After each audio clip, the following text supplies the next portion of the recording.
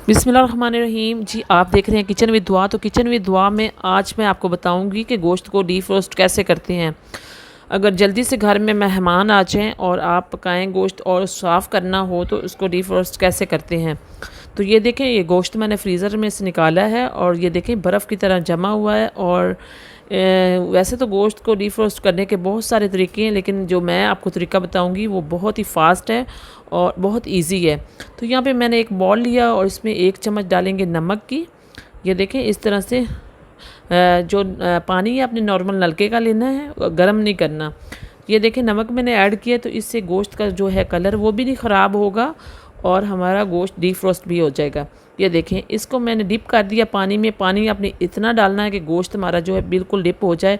ये मैं साइड पे रखूँगी, सिर्फ 10 मिनट के लिए हम रखेंगे। और ये देखें 10 मिनट के बाद मैं निकाल लूँगी गोश्त को। ये देखें जो ब्लड है ये भी रिमूव हो गया है और गोश्त भी हमारा अच्छे से मेल्ट बर्फ़ हो गई है। तो अब मैं ये देखो खोल के आपको दिखाती हूँ। ये देखें इस तरह से खोल लेंगे सारे गोश्त को।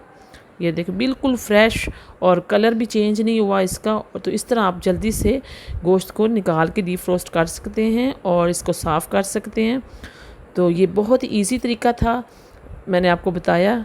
जी, तो आप मेरे चैनल को लाइक करें, सब्सक्राइब करें। Thank you.